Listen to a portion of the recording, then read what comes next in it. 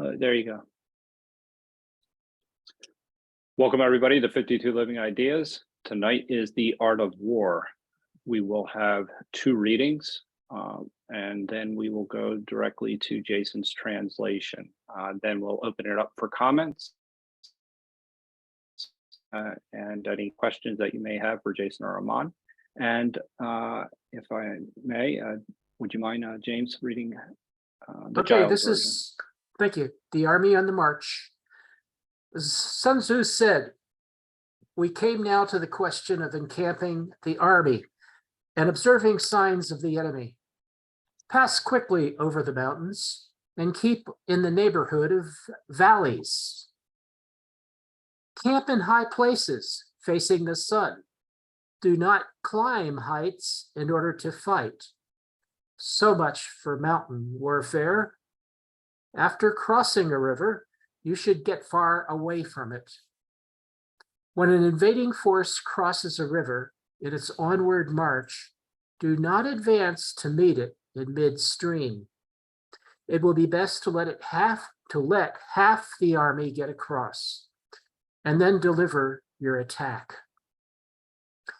If you are anxious to fight, you should not go to meet the invader near a river which he has to cross. Moor your craft higher up than the enemy and facing the sun. Do not move upstream to meet the enemy. So much for river warfare. In crossing salt marshes, your sole concern should be to get over them quickly, without any delay. If forced to fight in a salt marsh, you should have water and grass near you and get your back to a clump of trees. So much for operation in salt marshes. In dry level country, take up an easily accessible position with rising ground to your right and on your rear, that the danger may be in front and safely lie behind. So much for campaigning in flat country. These are the four useful branches of military knowledge which enabled the Yellow Emperor to vanquish four several sovereigns. Thank you, James. Do we have a volunteer for a second reading? Thank you, Penny. Okay, this is the Samuel Griffith translation. Sun Tzu said, "Generally, when taking up a position and confronting the enemy, having crossed the mountains, stay close to valleys. Encamp on high ground facing the sunny side. Fight downhill. Do not ascend to attack. So much for taking positions in mountains. After crossing a river, you must move some distance away from it. When an advancing enemy crosses water, do not meet him at the water's edge. It is advantageous to allow half his force to cross and then strike. If you wish to give battle, do not confront your enemy close to the water. Take position on high ground facing the sunlight. Do not take position downstream. This relates to taking up positions near a river. Cross salt marshes speedily. Do not linger in them. If you encounter the enemy in the middle of a salt marsh, you must take position close to grass and water with trees to your rear. This has to do with taking up position in salt marshes. In level ground, occupy a position which facilitates your action. With heights to your rear and right, the field of battle is to the front and the rear is safe. This is how to take a position in level ground.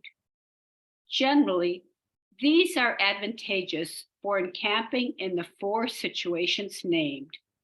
By using them, the Yellow Emperor conquered four sovereigns."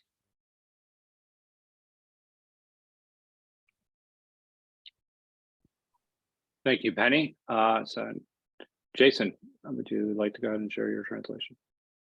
All right. Yeah. Thank you, everyone. And then when you hear the translation, you probably notice a lot of things has been changed. Okay, since day one. And if you remember last week, talk about 9.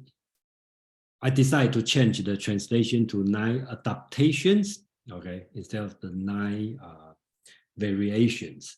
So this one we talk about the army on the march. I think the Giles translation is pretty good. Then the army on the march is really talking about if you can feel instead of stay in the courtroom, in the temple, to strategize what to do, to plan ahead and appoint a general, accumulate the people and form the army. Right now, they are on the march, okay? Last week, we talked about the situation, strategy, how to be flexible, adaptation. And today, we talking about on the march in the Chinese name called 行军, that means military marching. So from now on, we are in the battlefield. Okay, so forget about we should fight or not fight. Okay, does it cost a lot? Is many people going to die? That's not the question. Okay, that decision already made. We are in the battlefield now. Okay, so this chapter is, since this one will be 9, 10, 11, 12, 13, last 5 chapters, I believe that for sure they are in the battlefield. So another thing will be different. And this chapter only have a 4 paragraph, but we may take 2 weeks to cover it because the third part come with 31 military tips. Okay, so well, of course, we don't have time to go one by one in detail, but I probably will divide it to 3 or 4 different groups, so we can take a look at what kind of tips Sun Tzu provide. Okay, so that's the part this chapter we are doing. And then we move on, then chapter 10, chapter 11, you really face a difficult, very long chapter, and talking about the ground, okay, the terrain, okay, the land. So because during that time, the most important thing is they all foot soldiers. So basics, the ground, the earth is the most important thing.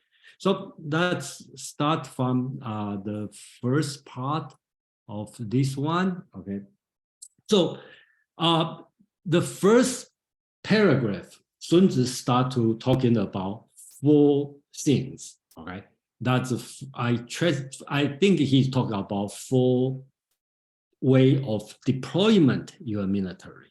So when we start, right, Master Sun said, in the situation of deploying the army and facing the enemy. Here, I think Giles translate called observing. I think that means facing the enemy, because just like next chapter is going to talk about striving for, I think the next chapter is talking about forming the land, striving. Yeah, so basics, we are facing the enemy. So let me see, okay. So 4 things. Remember that he's talking about 4 kinds of deployment: on the mountain, in the water, salt marshes, and the plain. That's 4 different situations. Okay, so Sun Tzu is categorized these 4 and then tell you every single one. Cross mountain through valley, stay at the height, facing sunlight, which he used life. Sun used life, and I translate as sunlight. And never attack the higher places by climbing upward. This is how to deploy an army in mountains. That's number 1.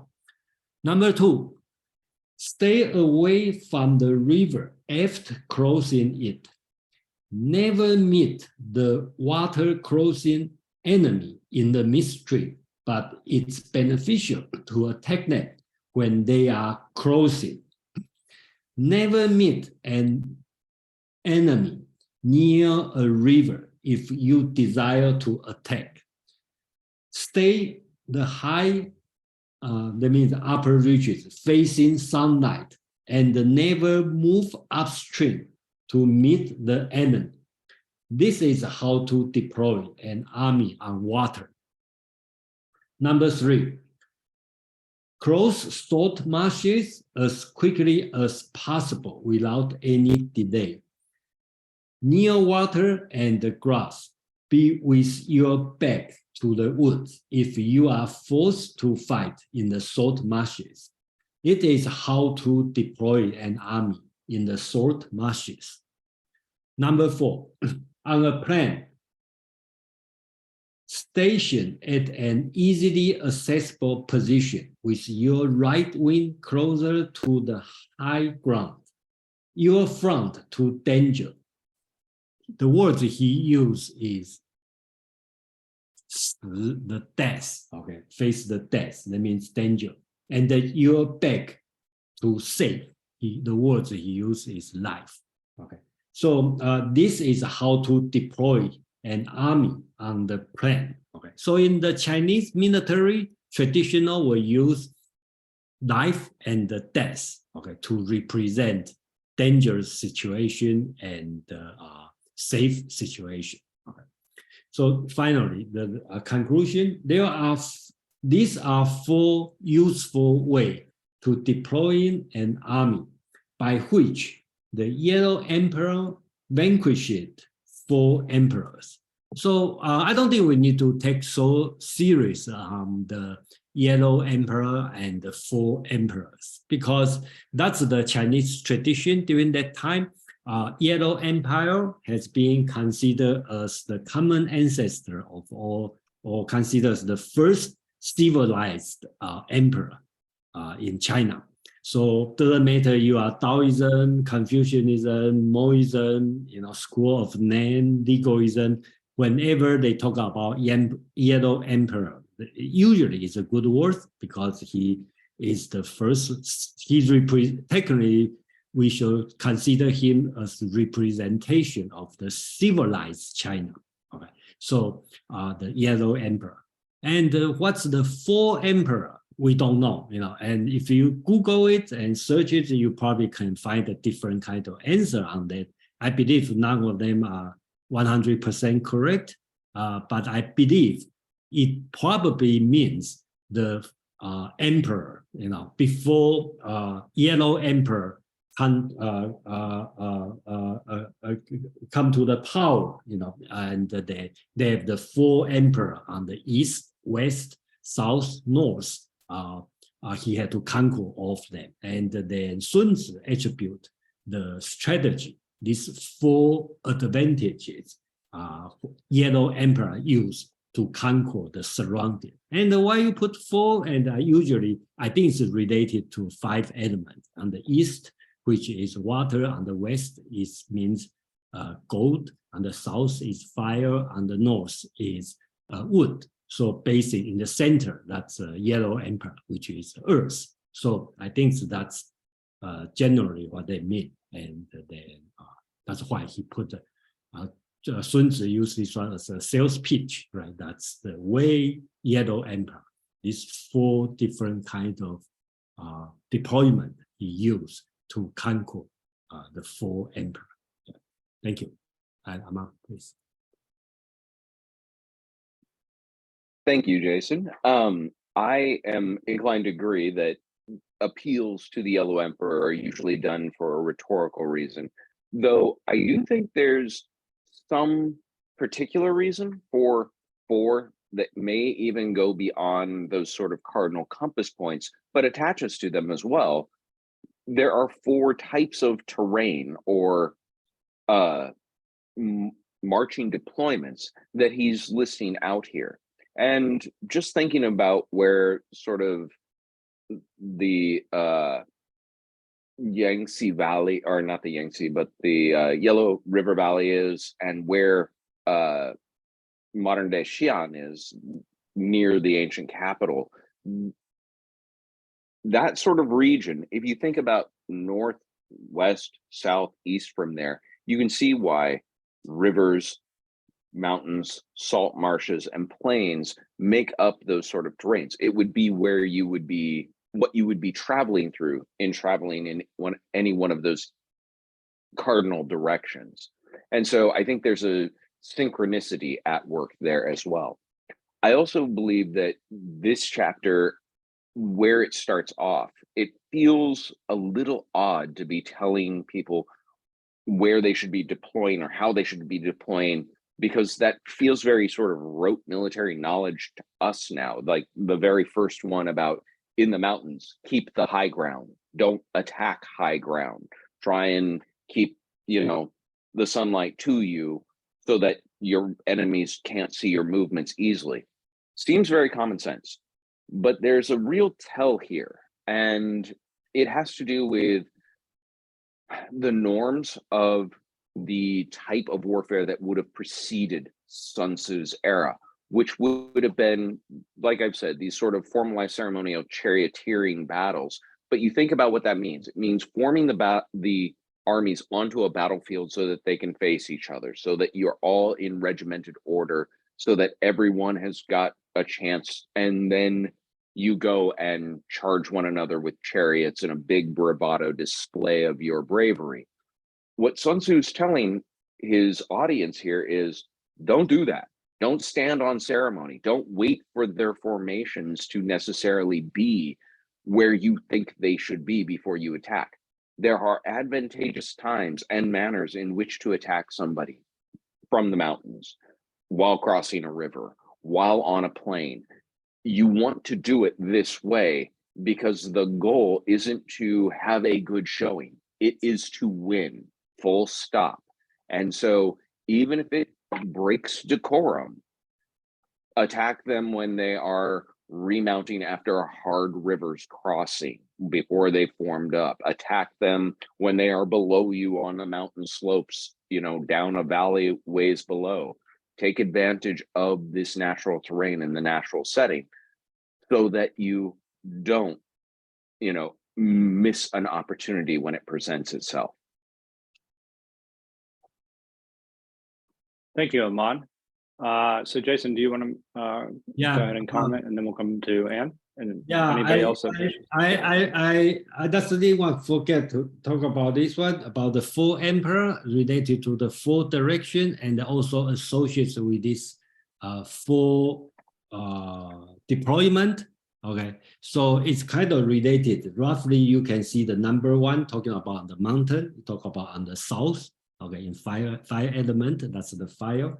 And then the second one talk about in the water, that's on the east, okay, and which is water. And the west, the salt marshes, okay, that's on the west, okay, pictures represent their situation, right? And the last one is the plain, okay, that's on the north, okay, usually in the north part of China, it's kind of open plain. So I think that's kind of related, this four, and then Sun Tzu had the last sales pitch, I call it, and say, okay, see, that's how Yellow Emperor, built his, successful business, by this policy. So first we'll go to Anne. Yeah, my text mentions Huang Di. Does anybody know who that is? Huang Di is the Yellow Emperor. Huang Di, because Huang means yellow, and I direct translate to Yellow Emperor. Okay. It also became the label for every subsequent emperor. They would refer to themselves as Huang Di, and that, subsequent after the Emperor Qin ended the Warring States, and Qin Shi Huang Di. Oh, just let us say that Huang is a different Huang. Okay, that they have the different words, even the same pronunciation. Okay, so I don't try to be too picky, but basically all pronounced as Huang, but the this Huang is yellow. And the Qinshi Huangdi, that Huang means king, okay, means the sovereignty. Okay, so I think that's a different writing. Quan. Well, Jason, you are perfectly right to be picky on this one because after all, it's the title of the sovereign of China for 22 centuries.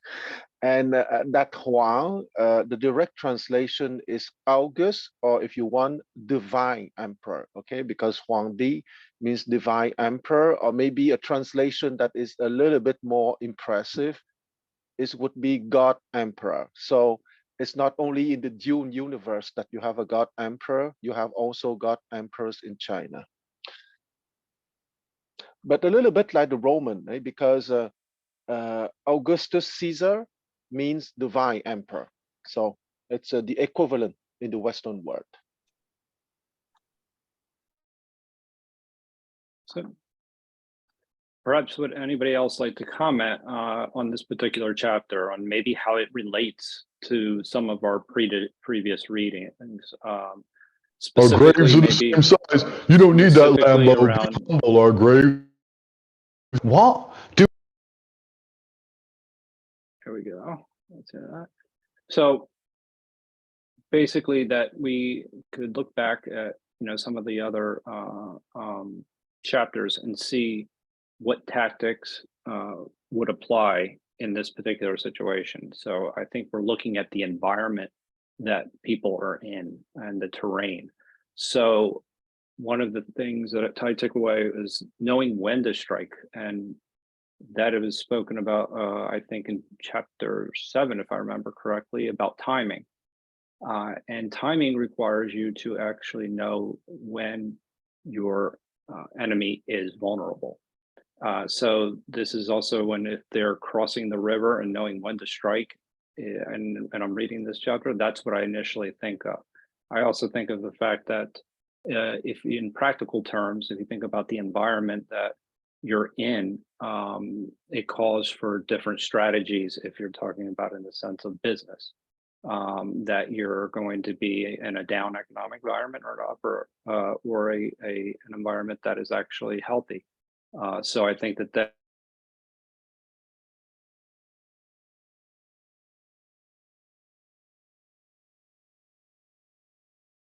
You froze. Yeah, I think it got froze. Yeah, Joe froze. Yeah, let's go ahead, David. Yeah. Well, if Joe's comes back, we'll let him take the floor. Gee, he looks so peaceful there.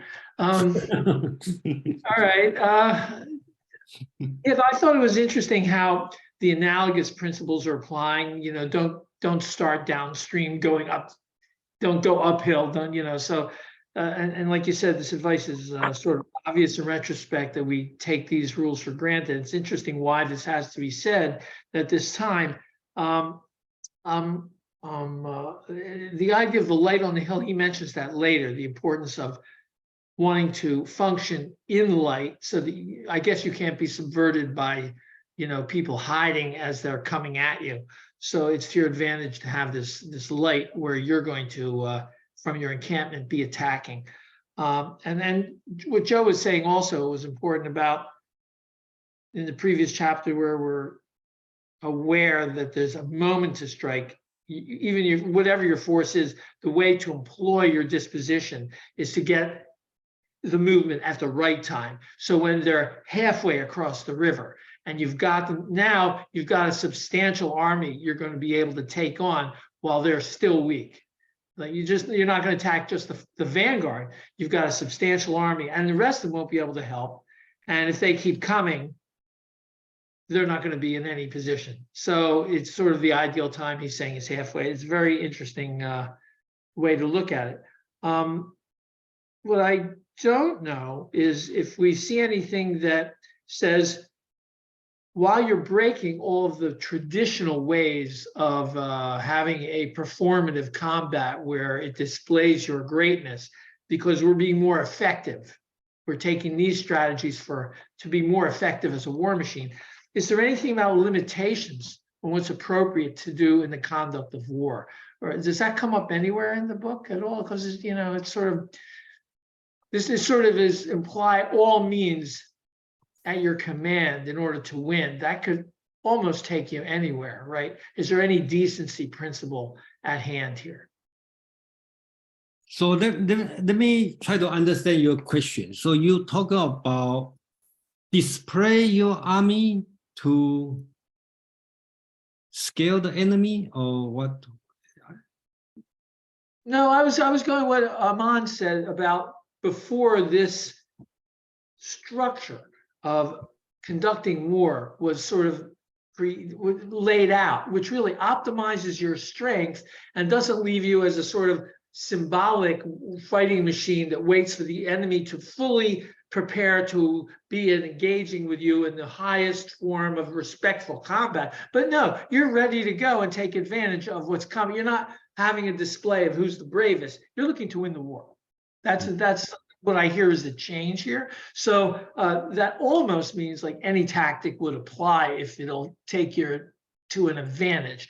But are there limitations on that? Are there limits to the rules of engagement? Like, civilian areas, don't overdo, the abuse of the civilian areas. Don't salt the fruit trees and kill them all, when you surround the city, because this is a permanent damage to the environment.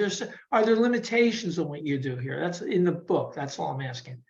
Okay, I got your question. I don't think the Sun Tzu talk about this one. Only thing he keep telling is if the enemy is desperate, okay, be careful. Don't push too hard. That's the only thing I know. But Aman or anybody probably know. But that could be an expedient that if if you're attacking something, an angry beast, that's like the worst thing you can, if they're desperate, it's the worst. That could be just advice about how to preserve yourself. I would answer this by saying the whole text is meant to be very self-serving, but you're asking about limitations, and I say those really were imparted earlier in the strategizing sections when you're talking about the idea of it's better to win an enemy to your cause. It's better to take their troops alive and convert them to your side.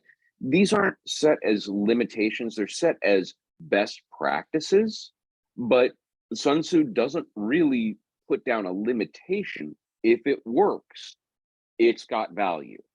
And so the question is, are you thinking of working in the short term? Are you thinking of working in a more holistic sort of long-term stretch? Next up, we have James. I apologize. For my No, that's okay. I think he's talked a lot about decorum. I think that's really the meaning of the question. I think the Sun Tzu is very interested in decorum. I don't think he's self-serving. I think that's not a good characteristic of the way the book is written. The book is full of advice and practical tips obviously for the audience, for an audience. It's not a kind of like a way to get, I don't think it's like a way to get promoted or something like that. It's in the sense that this information is useful to other people. And I don't think it was just written upwards in order to get personal advance. It was a manual in which, in the same spirit as which a general today would write a manual for the rest of the military to use. And we've had that kind of thing. We have had directions from the best generals through history, although sometimes we've had those directions from I'm not sure about Clausewitz. Clausewitz was an actual field commander, or if he was a more of a philosopher. And previously he did say that you don't pursue the enemy under certain circumstances. He said always use the population to your advantage. Don't be careful not to mistreat a population that you're going to have to control. So in other words, if you have if there are spoils, go ahead and take the spoils. But if you're going to have to, this population is going to be on territory that you're going to control after the war, then you need to make sure that they're viable. You can't leave the population in tatters if you're basically contesting the enemy for their territory. So I think he's been, I think he has mentioned those things. He's mentioned the fact that you don't just rape and pillage. You're basically here just to win victory over an enemy. And there are issues of comportment and Amon used the right word for that. It's but I forget what it is now. Maybe he will remember what it was, the word. Best practices. No, it was deportment. Yeah, the correct deportment, for the army in general and for the individual troops. And that idea of there were some negatives, but mostly he was positive. The idea that you have to think twice about pursuing the enemy in certain situations, both to and one of the chapters, one of the more recent chapters, he was very practical. You have to use guerrilla tactics to harass the enemy in certain circumstances when they're retreating. So, so that's a very important military practice. But on the other hand, you don't want to ever push the enemy into an impasse in which the enemy will actually be dangerous to your troops. So always leave them an exit route. So yeah, there's a lot to think about there on the side of caution when you're involved in warfare. Thank you, James. Kwan. Yes, I think that we have once again to divide the advices of Sun Tzu in terms of expansion of comprehensive national power and of maneuvers on the battlefield. Because in terms of maneuvers on the battlefield, I think that the interpretation saying that there's a stark contrast between the battle between noblemen of the spring and autumn period, meaning 770 BCE to 453 BCE. Those battles between gentlemen are very different from the industrial battles of the Warring States period after 453 BCE. So in terms of direct maneuvers on the battlefields, it was ruthless, and it was the ideology of winning at all costs. However, on the higher level of understanding of the expansion of the comprehensive national power, if I may use such an expression for that time, it was much more, it was softer, okay? It was, the idea was to gain people and to gain land and not to destroy everything. And I want to finish with the example once again of one of my, a group of heroes for me, the Ying noble house, the group of aristocrats having created the Chinese Empire in 221 BCE, or the first Chinese Empire in 221 BCE. At the level of politics, they always thought to the fact that they have to gain lands and population. And even before attacking the Han Kingdom, I think I gave that example in 230 BCE, they even invited the peasants of the Han Kingdom to come to their Qin Kingdom, because the Han peasants knew that their kingdom would fall in the next 2 or 3 years. So it's not, at the political level, it's not destruction for destruction, it's expansion of land and having more people and expanding the comprehensive national power. But at the battlefield level, after 453 BC or more or less, the goal is to win and not to act like gentlemen on the battlefield. And I finish here. Thank you, Jason. You want to respond? Yeah, I kind of like continue from what Huang said, and then point to David's question about the limitation. At least that's my reading. After this chapter, or remember on the previous chapter, there's put a lot of burden on the general. Okay, in this situation, that's all your fault. So if you ask me, myself, that's my understanding. Past this point, there's no such thing as moral. Okay, yeah, I walk through the text constantly. Sun Tzu used the word plunder. Okay, plunder the village for your own benefit. Plunder something. So basics, I think it's ruthless. Okay, only moral is winning the war. That's it. Okay, so that's my feeling on that. So if you ask me about limitation, about what's the moral sense for the general, probably nothing moral, just win the war. That's it, because all the moral sense is past already. That's my understanding. I'm not saying I agree that's the right thing, but that's what I understand. What Sun Tzu said is this. Thank you, Jason. I'm sorry, David. Forgive me. Yeah, just one little other twist on that. Anything said about the treatment of prisoners, or is there no such thing as a prisoner? Yeah, I think at the beginning you talk about the better, and to have them work for you. You capture the chariot and mix with the flag, with you. And do you kill the prisoner? I think that you don't. But if you have to, then you have to. I think he didn't say that, but Yanfei, I'm saying your name correctly, I hope.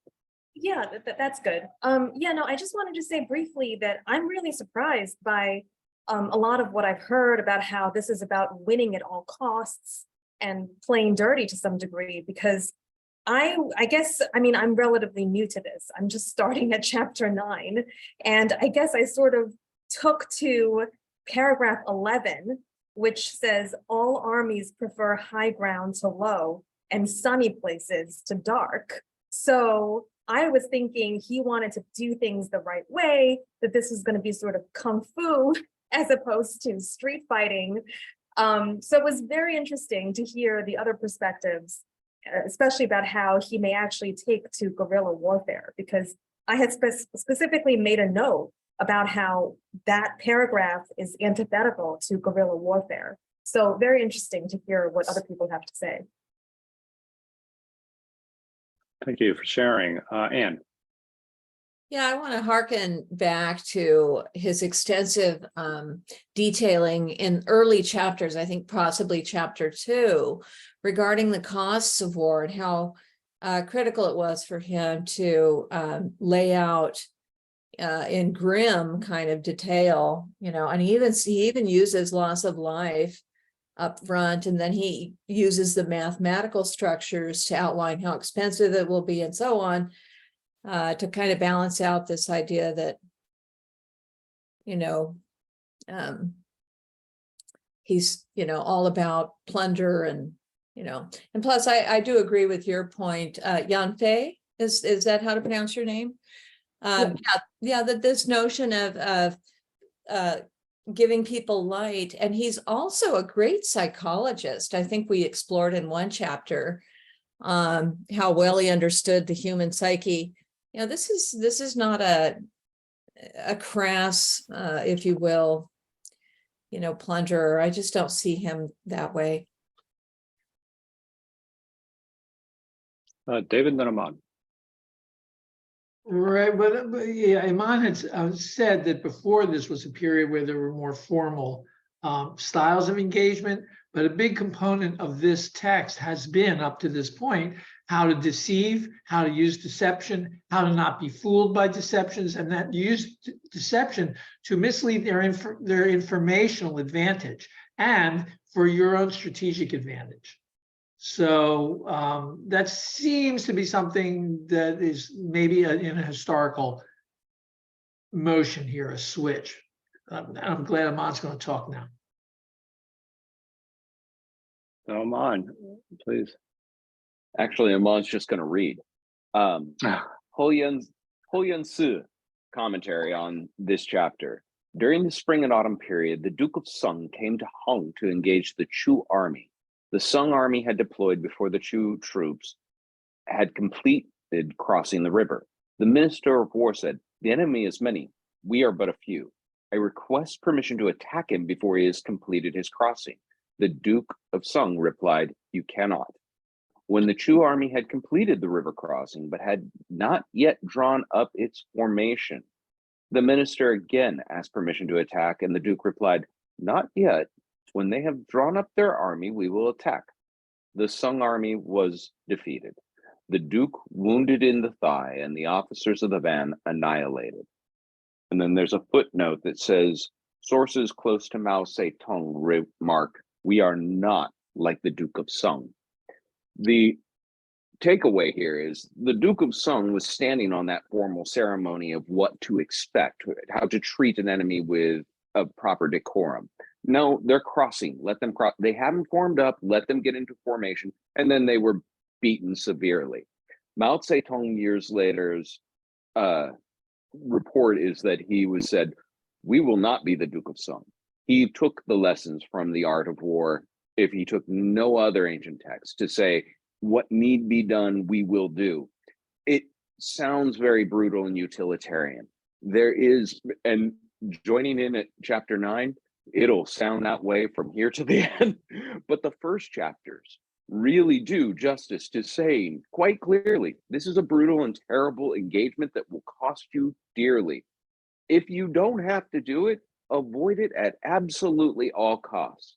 Not just because it's the right thing to do, or it's the moral thing to do, or the ethical thing to do. It's also the cheaper thing to do. It won't cost you the treasures, which is where my statement about it being entirely self-serving. What I mean by that wasn't so much in the idea of for the reader to make their own promotions up the military ranks or get any sort of accolades for their actions. Self-serving in the sense that the self being the head of an entire kingdom who serves that entire kingdom, doing what is best for that entire kingdom, and not simply extracting some wounded pride vendetta of one form or another. Yeah, the marrow of this, the nitty-gritty, gets uglier and uglier until the last chapter is all about espionage. And the price tag is very high for that, but much better than the cost of millions of lives. There's also a reason this is still a read text in business school, and certainly not in seminary, not in law practice. Yeah, Yeah, are you sure it's not in law? And I mean, Quan. Unless I think that the example that Aman just gave is excellent, because that battle happened in 638 BCE, and it was called the Battle of Hong Shui. And 638 BCE is practically a centuries before Sun Tzu. Okay, but of course, when I give years and dates, you have to take it with a big grain of salt. You have people having the Sun Tzu attitude even before Sun Tzu, of course. And once again, when you are in the battlefield, you have to win, okay? And if you have to plunder a village because your soldiers don't have anything to eat, well, you have to plunder that village. But what is more humane is at the sovereign level, okay? Do you want to conquer that country to destroy everyone and to kill everyone? Or do you want to conquer that country because you want to unify the Chinese land and to establish peace in the Chinese world?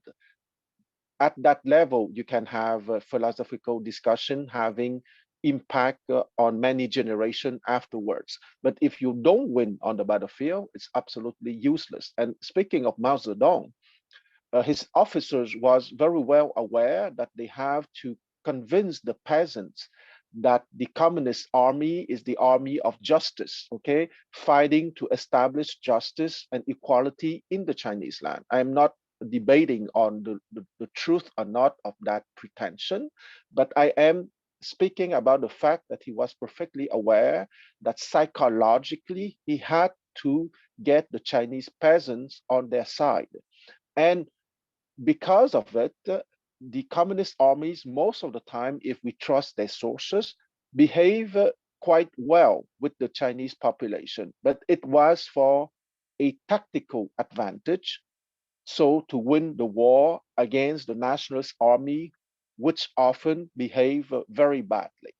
But once again, it was the officers under the communists probably were more were schooled in a deeper manner how to manage their people than the officers under the nationalist regime. So you need to be ruthless when it's needed if you think that it would get you a good result, but you also need to be open-minded and soft when it will give you a psychological advantage, because war is a lot of psychology.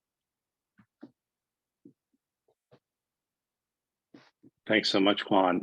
So next up we have Jason. Yeah, thank you, Yang Fei, join us. You know, I'm very happy to see you. And then, but I just feel like you probably joined the wrong time. But so that's why you have the different feeling, and all the moral talking. Okay, it's already passed. Okay, just like Kwang and Aman talking about. So if you have time and go back to read the chapter 1, 2, 3, I think that's a very decent level about why you need a war and then how serious of war. And I think the first 3 chapters is important. If you have time, go back to read the 3 chapters and then and join us. That's great. But you still join a good time if you join on the chapter 12, and you probably will scare away. You say, "What?"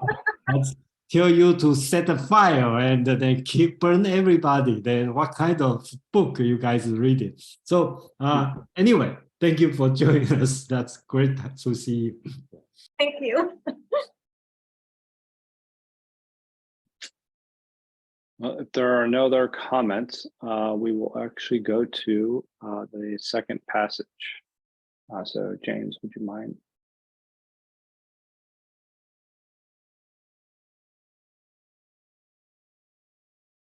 I have some fish in my mouth. I'm sorry about that. It's no problem. All armies prefer higher ground to low, and sunny places to dark. If you're careful of your men and camp on hard ground, the army will be free from disease of every kind.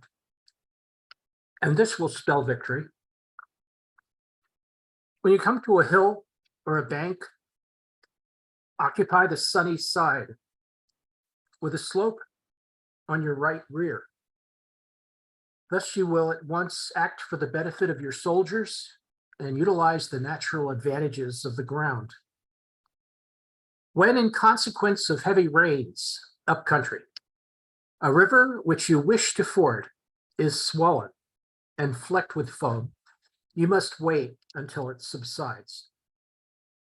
Country in which there are precipitous cliffs with torrents running between, deep natural hollows, confined places, tangled thickets, quagmires, and crevices should be left with all possible speed and not approached.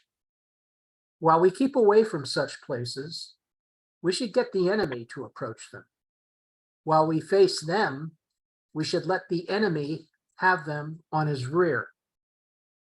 If in the neighborhood of your camp, there should be any hilly country, ponds surrounded by aquatic grass, hollow basins filled with reeds, or woods with thick undergrowth, they must be carefully routed out and searched for those places where men in ambush or insidious spies are likely to be lurking.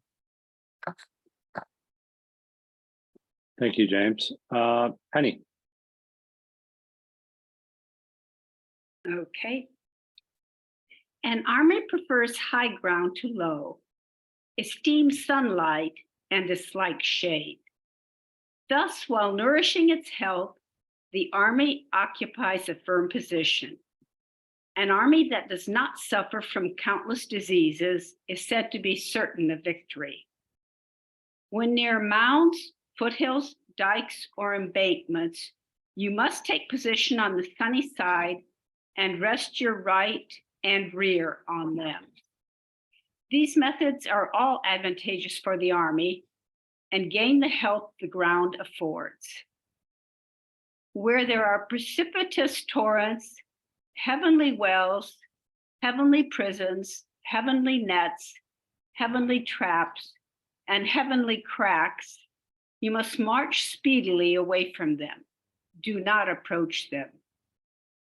I keep a distance from these and draw the enemy toward them. I face them and cause him to put his back to them. When on the flanks of the army, there are dangerous defiles or ponds covered with aquatic grasses where reeds and rushes grow, or forested mountains with dense tangled undergrowth, you must carefully search them out, for these are places where ambushes are laid and spies are hidden. Thank you, Penny. Jason.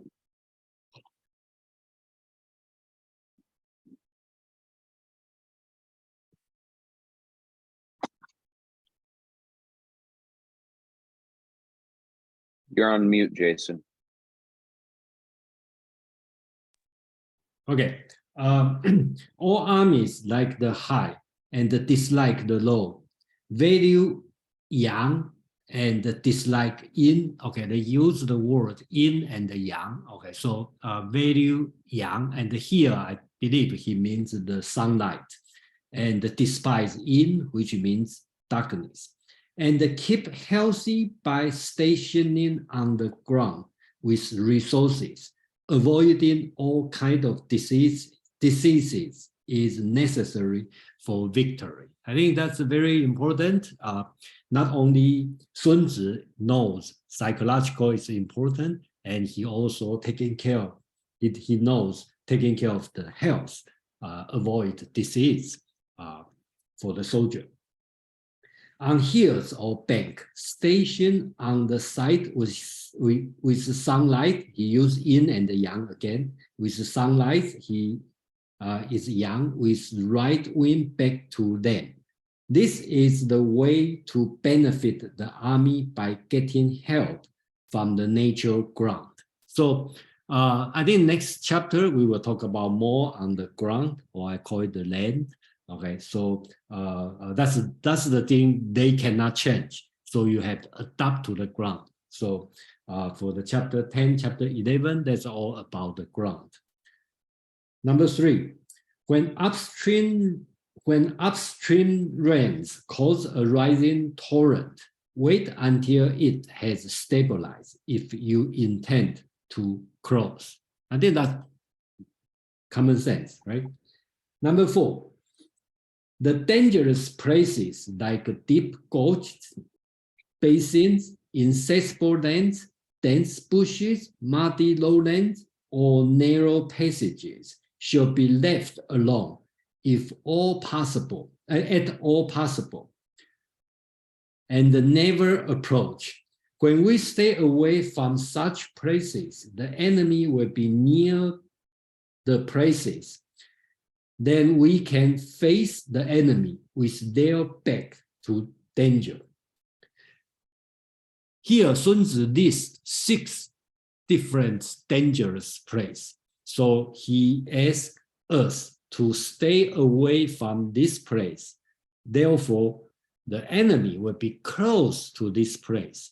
So then you can attack them. That's his advice.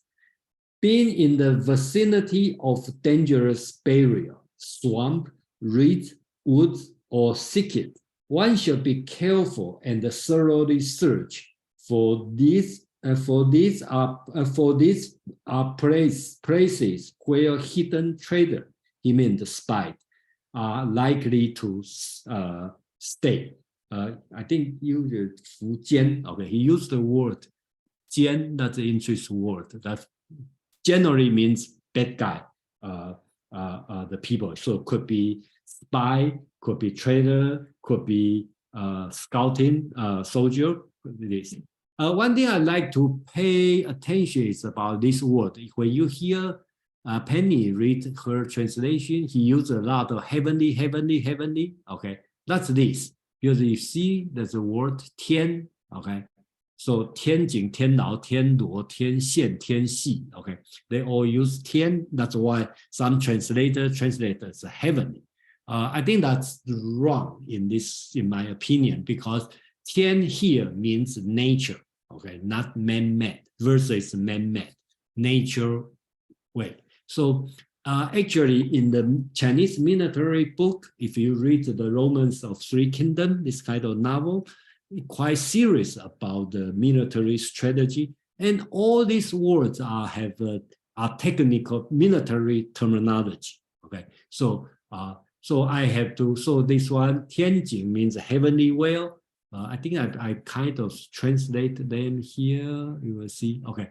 Tianjin means the well, so I translate as a basin. Okay, so naturally prison, so I consider as inaccessible area. And Luo means a trap, so heavenly trap. That's a place with dense bushes.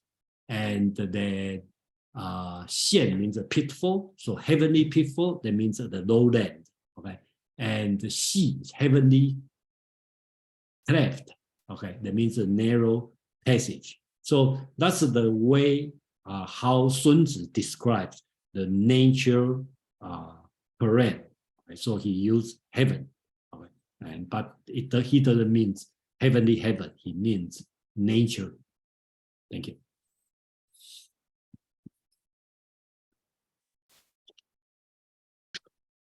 Thank you, Aman. Yeah. I agree with Jason. I do think that it is much more in the sort of technocratic meaning, not in sort of the lighter ethereal meaning that we've encountered it in a text like the Tao Te Ching, or even necessarily in the Analects of Confucius. If there's one thing Sun Tzu is not given to, it's to sort of flowery description and flowery language. If he's using simile or if he's using metaphor, he's using it in very concrete ways for a very particular reason. And here I think this is just the very technical way of describing a particular kind of well or a particular kind of trap, and I think Jason's translation does a great job of actually explaining it. It is really a challenge to do this justice, translating it from Chinese to English without getting lost in being interpretive, which I think is a real temptation to try and make some of the turns of phrase feel a little more formalized.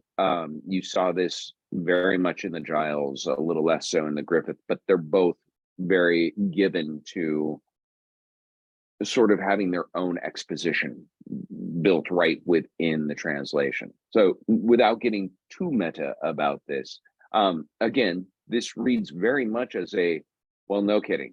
Don't cross a river when it's swelling from rainfall. You wait until it clears and you go when it's, that just stands to reason. But again, what is common sense was not common sense a 2.5 millennia ago.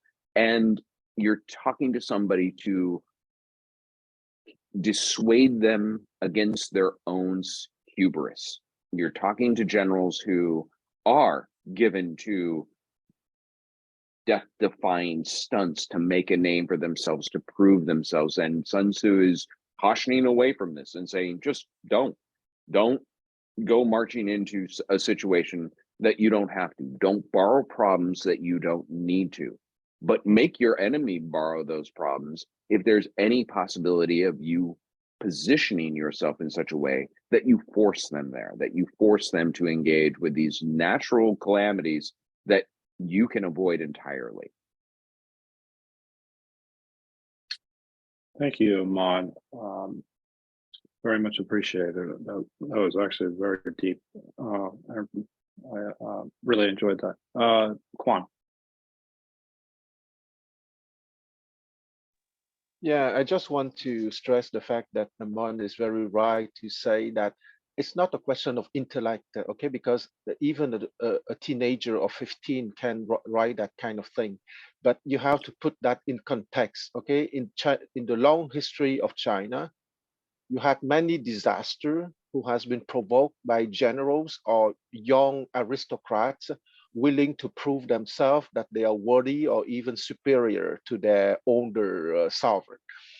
And that is part of precisely the cultural legacy of the Chinese aristocracy, okay, before the Warring States. Because if you watch Kurosawa movies of the Japanese samurai, you can see that that mentality based on honor, where you have to prove yourself and to shine in front of your peers and your superior. And that book is essential. Well, I already said that warfare is a lot of psychology, but the psychology of the commander-in-chief and the psychology of the officers are of paramount importance, because if they are not stable in their mind and they want to prove this and that, they would be a source of disaster. And if you want very practical example, you have the 22 centuries of the Chinese Empire, or on a more limited time, you can read the Three Kingdoms, because there are plenty examples in the Three Kingdoms of young aristocrats wanting to prove themselves and provoking disasters. Thank you for that, Quan. Connie. Yes, following Aman and Quan, wow. I was just thinking, I know that this book is used in business. We've been talking about that, currently in current times. So I'm trying to, in my mind, think of this warfare, how maybe a corporation in fighting to get an account, or Pepsi against Coke or whatever. I wonder if there's anything applicable in this warfare part of it. I could see it in the earlier chapters in the planning that might translate to today's business. That just came to mind. I don't know. Would anybody like to take a crack at that? Amon, I think maybe borrowing, offloading your problems would probably be I was just talking with a professor today about getting an MBA, and I said a soul is a terrible thing to waste, and I stand by that statement. But I digress. There are infinite number of occasions where you could actually see the tactics and even the scorched earth tactics of warfare applied in corporate settings. I can think of many, but I'll give you one that just comes to mind without necessarily coming down on one side or the other. Currently, Disney has elected to sue the governor of Florida. And this is a scary and interesting idea.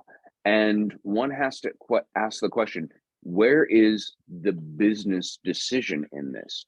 There were steps that led to this, but now they're in a battlefield. And that battlefield happens to be Florida, which is his ground. But that is not the only battlefield that Disney possesses. Their pockets are deeper, they are larger, and they are being offered opportunities to, hey, come move Disney World to South Carolina. We'll be happy to have you. So making a frontal assault like this is a dual strategy. One, it's not showing all the cards. It's not showing your true force. It's simply putting a force out there that will probably cost you just to fend off that single attack. But the stratagem and ideas of what other grounds can we move to? Where can we have a more advantageous position to continue to do this? Still abound within the corporation, still abound within the company. And if there's one thing I would never want to do, it's actually go to war with Disney. They will bankrupt you. No matter who you are, they have more money.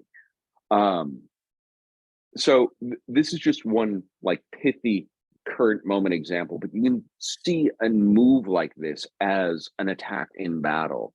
And it's an attack in a courtroom in this case, but it could also be true if we're talking about intellectual property rights from another company, or patent rights from another company, or buying patents and not allowing competitors to use it. There's several instances where the particulars could be moves on a battlefield, or likened to moves on a battlefield. Thank you, Iman. David.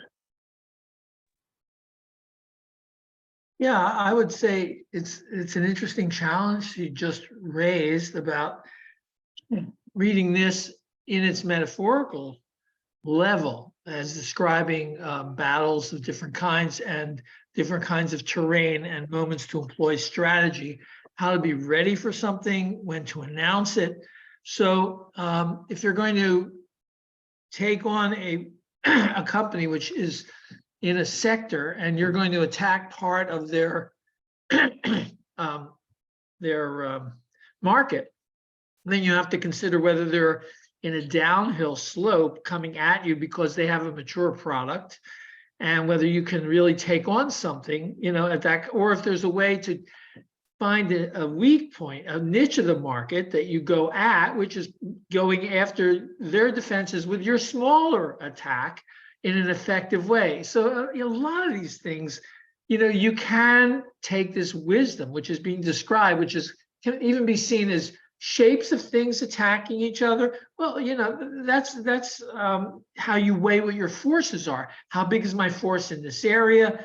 If I announce something now, am I entering a marshy area because we haven't got all the FDA, we haven't done all the steps of approval, we have this many months left? That's a marsh. You're going to be fighting your way through publicity issues, until an actual release and you can hit a market. So I think there are ways to see this advice concretely that play out if you take it as a whole picture and employ it. There is metaphor here that makes sense.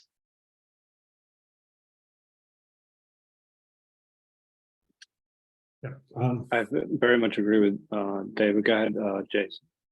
Yeah, I'd like to kind of respond to Connie's concern about why we read this one for business. And actually, let's put it this way, I'm very interested in read the ancient texts, not only Chinese ancient texts, even on the Plato's dialogue. I find out very interesting, and then I think it's beneficial to every aspect of your life. Okay, but if you take even take this book and go to the military battlefield, for sure, I have this small book. I assume if you're a general, you put this one in the pocket and then go to the battlefield, you open and take a look, and for sure you will lose. And then only way to read it is understand how the author, either Plato or Sun Tzu or Confucius, they respond in that period of time. And that how is what we can learn, and which usually is not speakable. Okay, and usually it's you try to understand how they, just like Among Kwang, we all talk about during that time. It's a change from the nobleman's fighting, gentleman's game, to the fighting at all costs or industrialized warfare. How do they reverse this concept? And I think who talk about this even 4 years old, 5 years old, no, you don't do this. But how does Sun Tzu put in the text? And that's one of the reasons I try my best to preserve the Chinese organization, Chinese feeling, okay, of this text. Because a lot of translation, the author read it and digest it and tell you what he learned, and which probably lost a lot of flavor. That's why I put the effort to make this text reveal as you know Chinese to read it. So I think that's the part we can learn, from this reading. Yeah, thank you. Thank you, Jason. Next up, we have James. Yeah, I just wanted to say in answer to that question, in this particular chapter, I think a good example of direct business importance is this idea of there are places where spies are likely to be lurking. So in other words, if you have business outreach programs, you're likely to have spies in those areas. You might have spies that hide out in your corporations. So that this occurs, so you have to be aware. But all through the book, there are things that relate. Even if there's only in the whole book, there's 3 or 4 things that you can turn into a business model of conflict and gaining advantage. Besides the overall attitude of you've got to win versus you don't design anything in your battle plans to lose. That wouldn't make sense unless it was deception. And of course, that's part of the advice that Sun Tzu offers. But there's the idea that, for example, don't swallow in chapter at the end of chapter 7, he says, don't swallow bait offered by the enemy. And of course, that's where he also says, don't interfere with an army that's returning home. And I'm sorry for using the Giles translation. But that's those are, and also don't leave an outlet whenever the army is retreating, make sure you leave an outlet free. So in other words, you always have to leave the enemy room to maneuver. Those are all applicable to business strategy when you're combating where you're basically combating for market share or combating for product placement, things like that. So yeah, there's a lot of places here where if you think about these things correctly, you'll be able to make that transition from warfare to business strategy. Thank you. Thank you, James. Quan. I would like maybe to give a short comment on my obsession, meaning the epistemological growth, because when you speak of philosophy, often you want to answer to the question why. Okay, for example, you want to unify the Chinese lands, or you want to bring peace on earth. And I would say it would be the level of general strategy. Okay, and when you go down 1 or 2 steps, it's to answer the question how and what.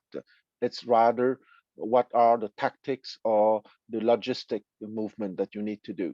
And I would like to give a practical example, which is most probably far above my pay grade, but I wouldn't take the risk to give that example. When Vladimir Putin decided to invade Ukraine, okay, he has been, in my opinion, too soft, because if he destroyed the infrastructure in terms of electricity and water at the beginning, he would have probably already won at this time. And because he hesitated for different reasons, I'm not in his mind, he's still in Ukraine. So sometimes when you don't want to be ruthless at the tactical and operational level, you might fail to achieve your strategic or your why question level. Thank you, Quan. We'll go to Anne. Yes, I don't know the chapter. I'm gonna say it's chapter 4, but he talks here about the highest art is to defeat the enemy without fighting. Then he goes on to, so that's the highest art. That's his notion of what's most skillfully done. The most skillful warrior defeats the enemy by using superior strategy. The next in merit prevents the enemy from uniting his forces. So it's the old divide and conquer thing.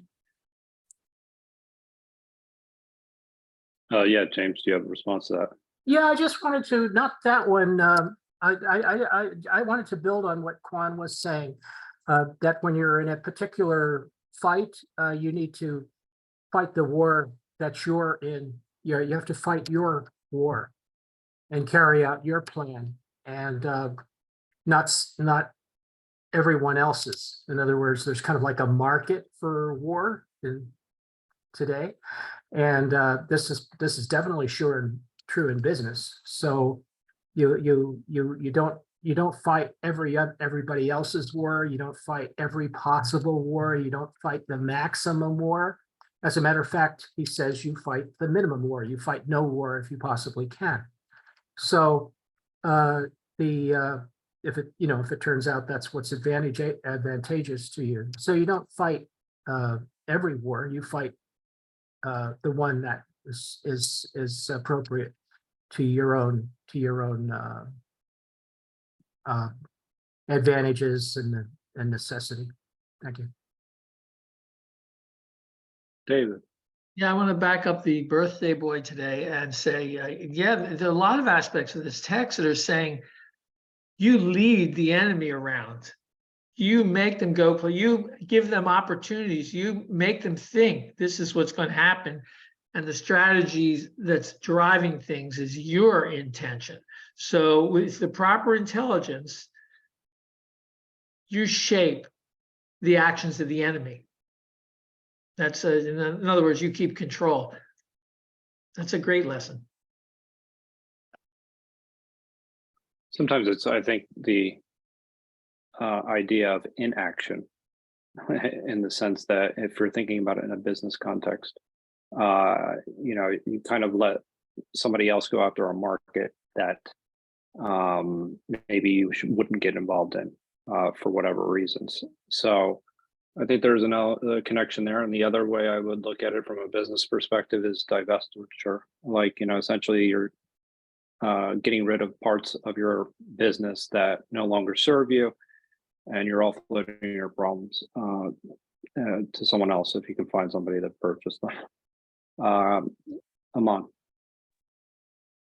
Well, after some of the examples, I wanted to make this just a little lighter and provide one more sort of contemporary and more concrete and reveal some of my geek bona fides.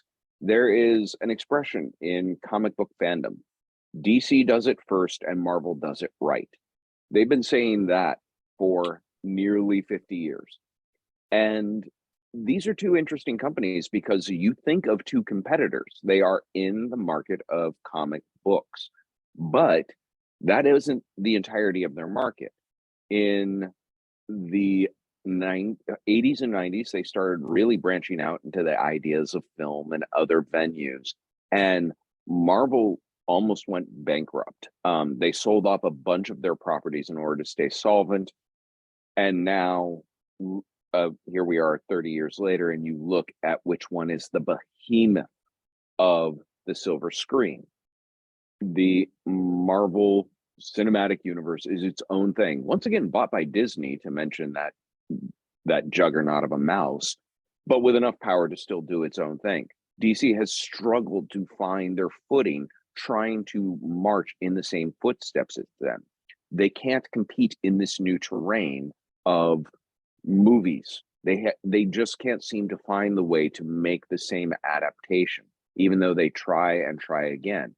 And so Marvel is kind of leading them around, teasing them, almost saying, I dare you to go ahead and try and make an ensemble film. I dare you to try and make this kind of film and make it successful. And it's been failing for them again and again and again.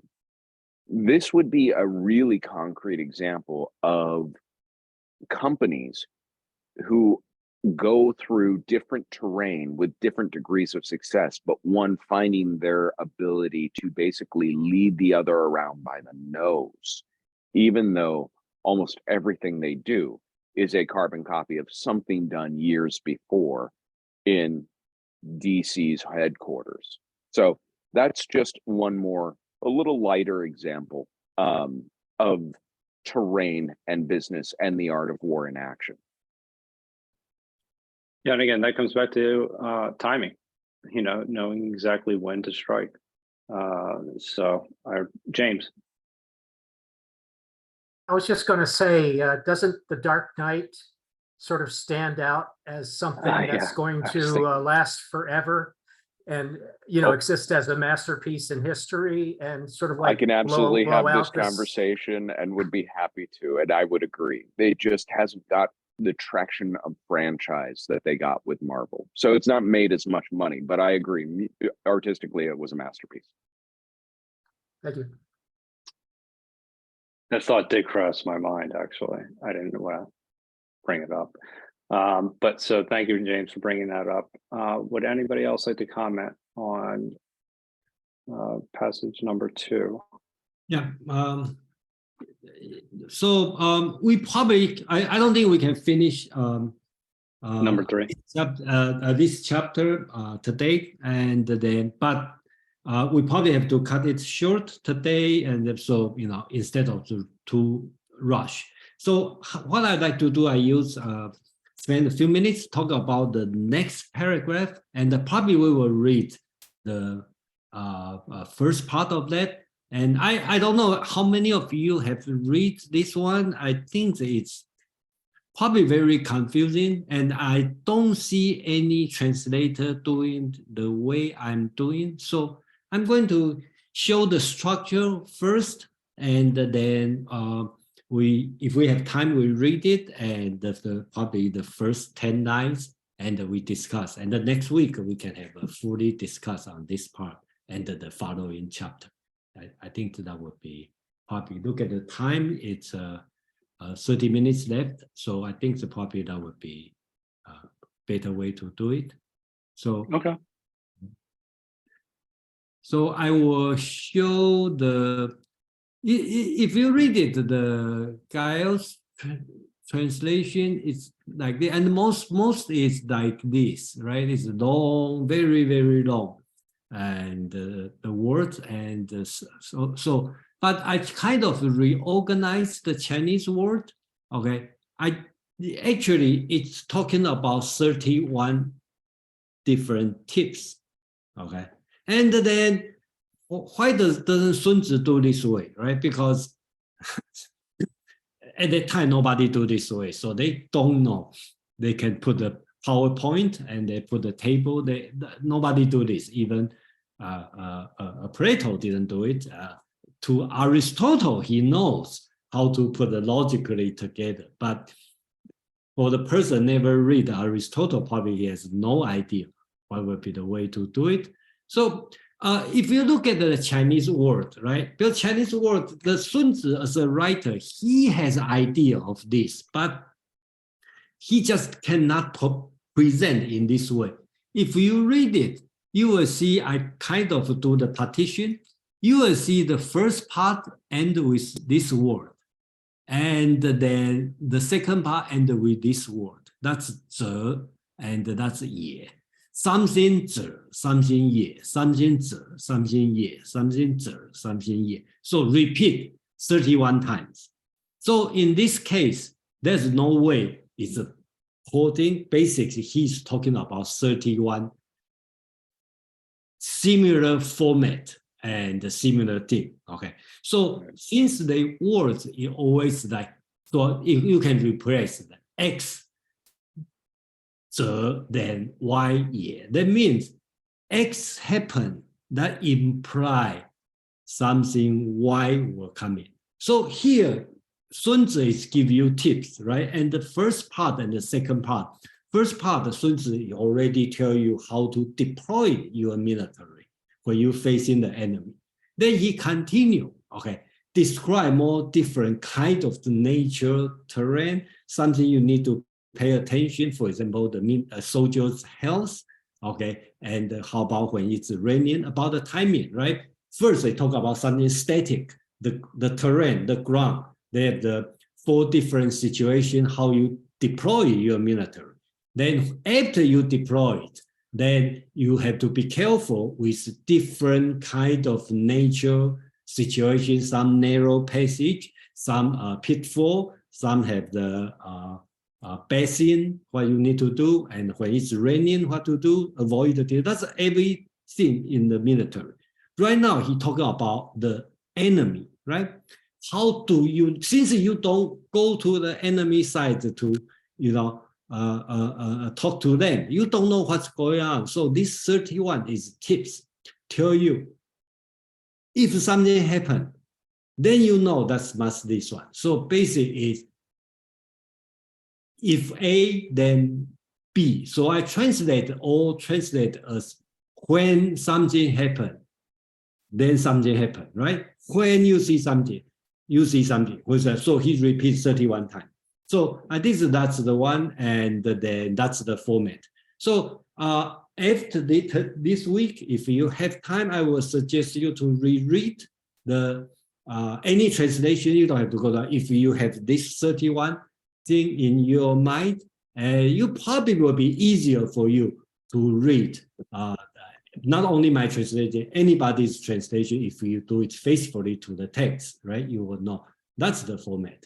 So we probably have time to read the first part because I kind of separate them to 4 parts, right? 1 to 11 is one thing, talking about the nature phenomenon. When you see the dust come in, so you see the tree is moving, what's going on? And the number 2 start to talk about the enemy action, right? You try to know what's going on over there. Then number 3, from 21 to 26, start to talk about the morale of the enemy.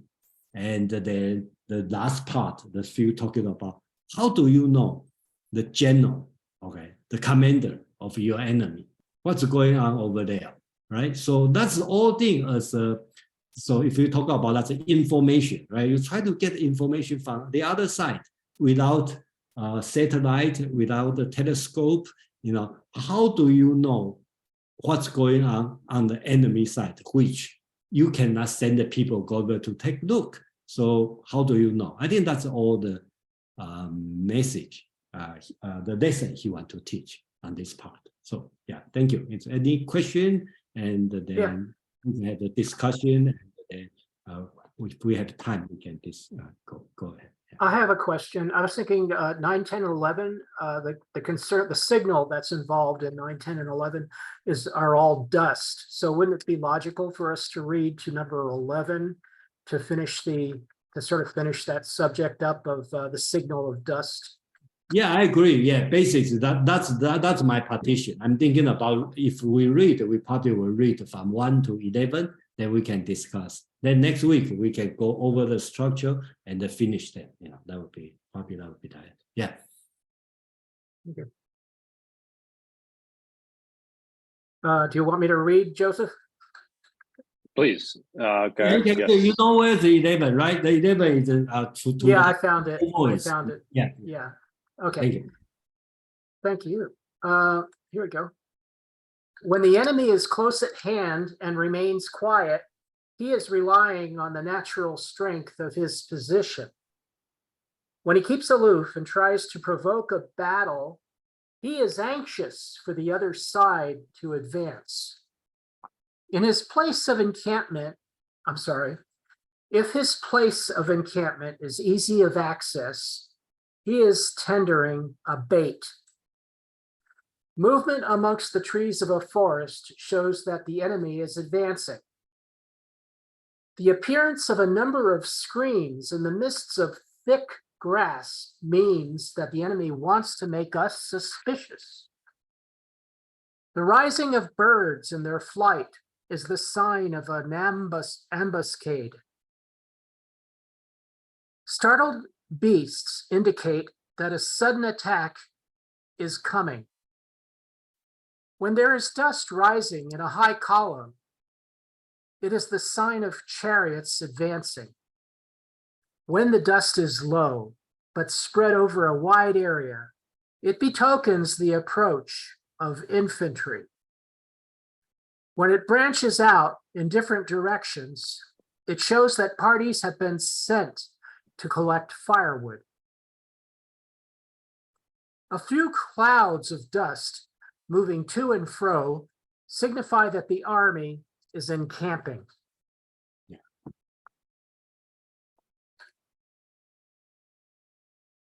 Thank you, James. Penny, would you? Actually, I don't. Sure. You want me to read the Griffith? First, yeah, the first 11, if that's possible. I don't have. I can just I don't stop know how the dust. That's fine. Yeah, I will tell you when to stop. So, Right. I have the same copy, Penny. Stop at 24, I believe. Okay, yeah, that's what I was thinking. When the enemy is nearby, but lying low, he is depending on a favorable position. When he challenges to battle from afar, he wishes to lure you to advance. For when he is in easy ground, he is in an advantageous position. When the trees are seen to move, the enemy is advancing. When many obstacles have been placed in the undergrowth, it is for the purpose of deception. Birds rising in flight is a sign that the enemy is lying in ambush. When the wild animals are startled and flee, he is trying to take you unaware. Dust spurting upward in a high straight column indicates the approach of chariots. When it hangs low and is widespread, infantry is approaching. When the dust rises in scattered areas, the enemy is bringing in firewood. When there are numerous small patches which seem to come and go, he is encamping the army. Thank you, Penny. You're welcome.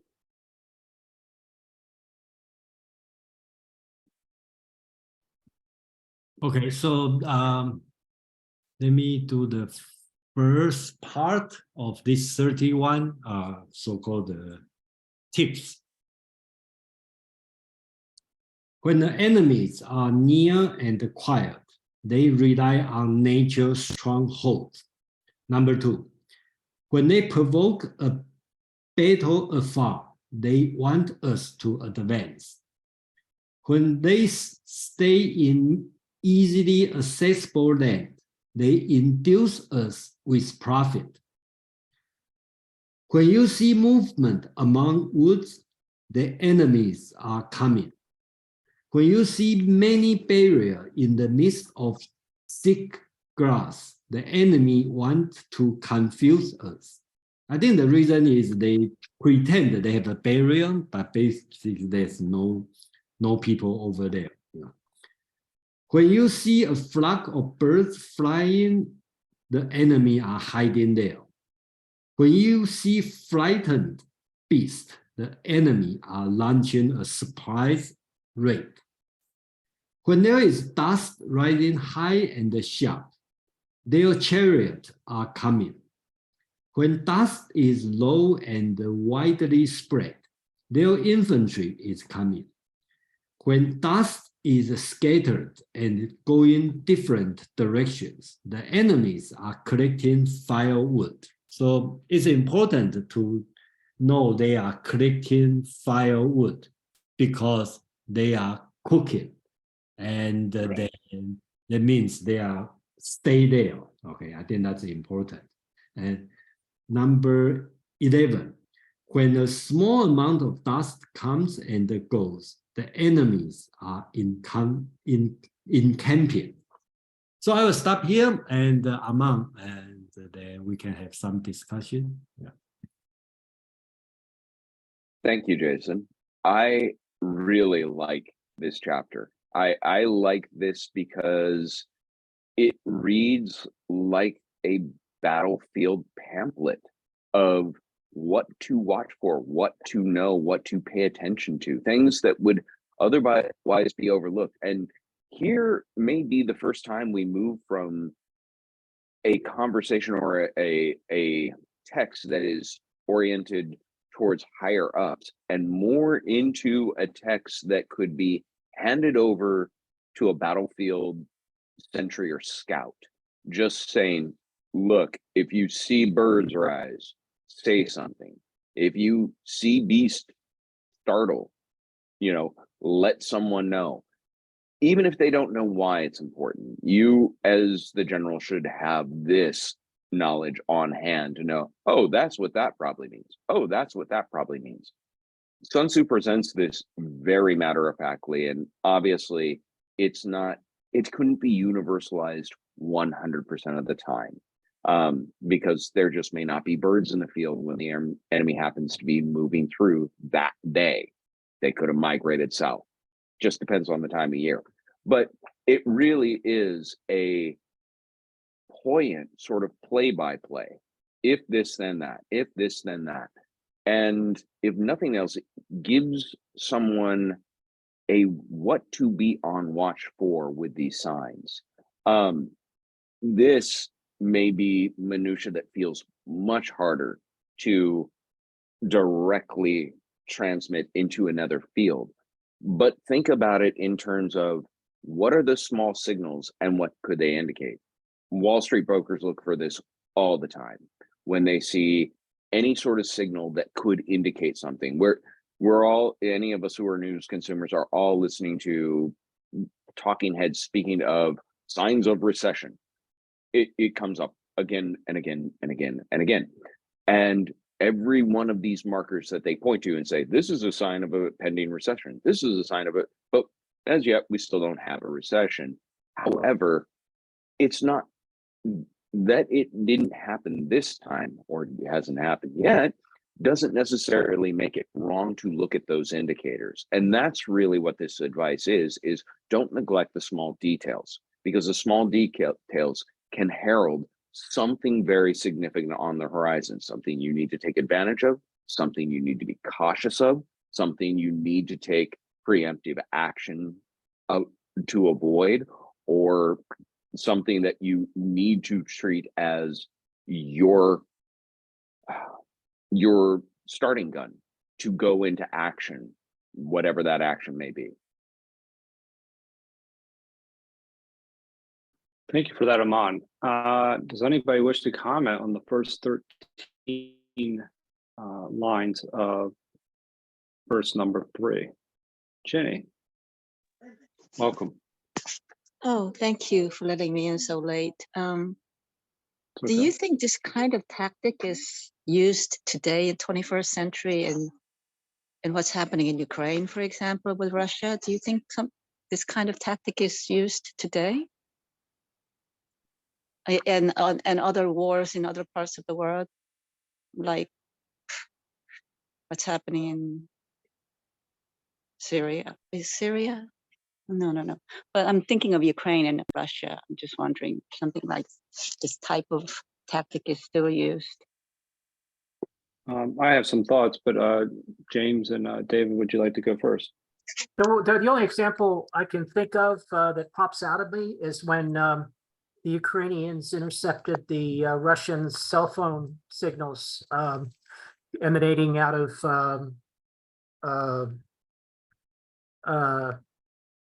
eastern Ukraine, in a city in eastern Ukraine. They noticed that there were a lot of phone calls on Christmas,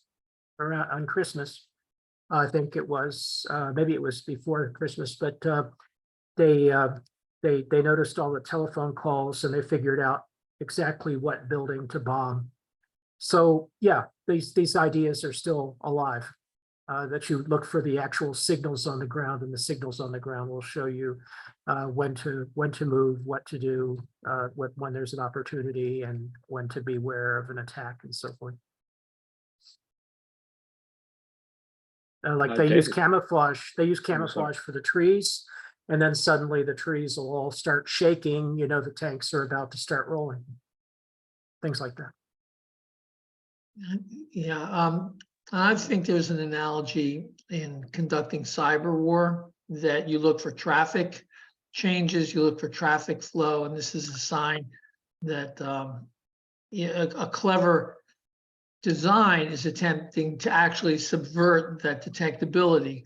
But a lot of times, this is how you can find what servers are, providing launch signals for attacks and things like that. I think that that's an excellent analogy, is that sometimes looking for the momentum of something, of a conversation or something along those lines may actually help you detect, whether or not something may occur. And they have a way of also testing a lot of information against what actually has occurred and what people have said, and in seeing the validity of, who may have inside info when an attack may occur. Those would be signals that would actually be able to be identified in modern day warfare. I maybe didn't explain that so clearly, but it's I've seen it done. It's true, Joe. There's always dust in the cyber sphere because there are always attacks on almost any institution.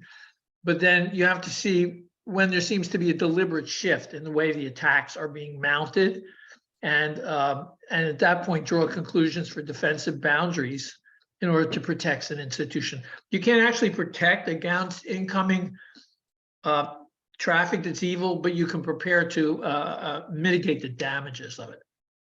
Correct. Absolutely. So Aman, please.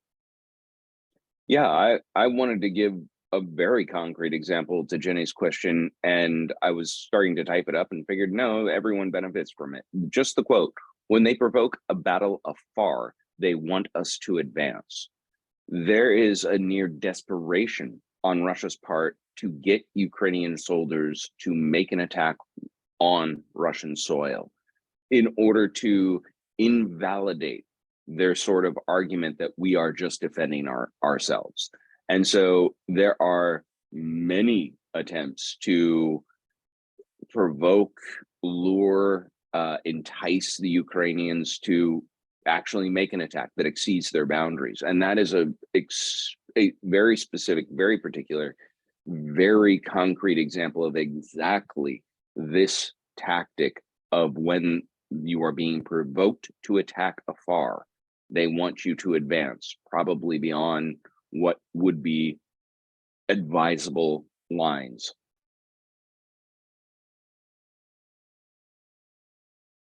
Excellent.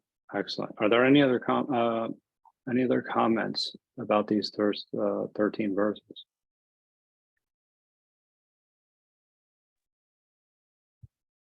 Jenny.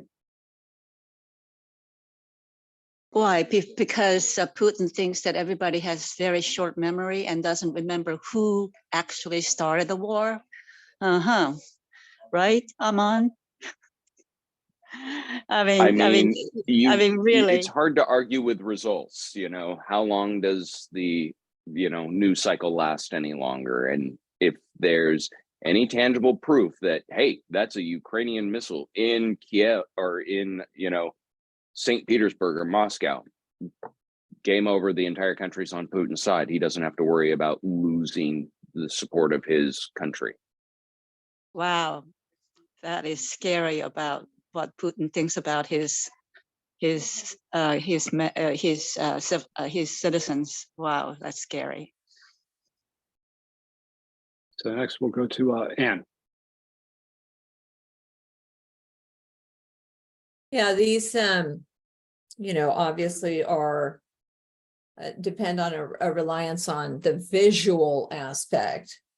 And I was just going to say, in the information age and with satellites flying all around, troop movements are pretty readily available. But that's all. I think that's an excellent point. There was actually, I remember there was a company, the satellite company, that was actually monitoring companies' traffic, actually, going into into the buildings as collecting information, essentially, like going into Walmart and going into different places to maybe predict sales. I forget what it was. I think the company was called FireEye, and essentially that it was just monitoring different potential signals of that would indicate that a business and how it was going to perform. So thank you for that, Jason.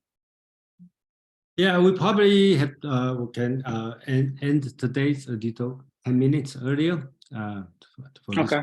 Yeah, probably because I have been debating, shall we push to finish or shall we leave for next week? Then I think probably just take our time. And the next week, probably if we have time, we probably can cover chapter 10 a little bit as a beginning, and build the chapter 10 the same situation. So we kind of can have cover 2 chapters in 3 sections, probably, that's, make one exception. And the chapter 11 is very long. I still have to work with Armand to finish the translation and then see how to work on that.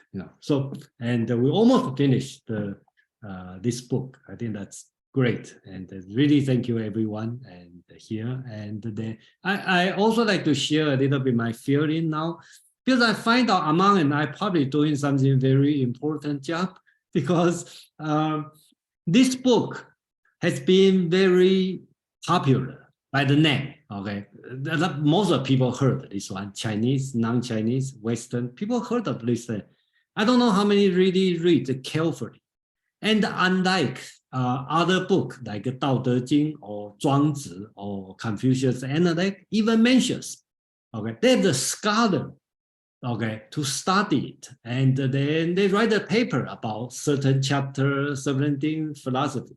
This book probably not academical enough, doesn't probably have enough, probably a little bit too vulgar, okay, okay. So probably the scholar doesn't pay much attention on that.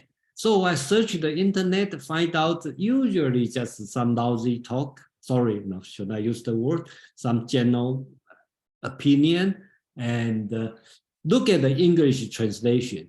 Basic is Giles translation. Sometimes they have new book publishing. When you look at the English, they still the same translation. So basically people pay attention and try to interpret and how to apply this concept. Not much people pay attention on it. So they leave a room for people like me and Armand to put the effort on that. Okay, so I think that's the probably the some contribution we might make. Yeah. Anyway, thank you everyone, and we can continue in next week. Thank you, Jason. We'll go to Allison and Armand, and then we'll.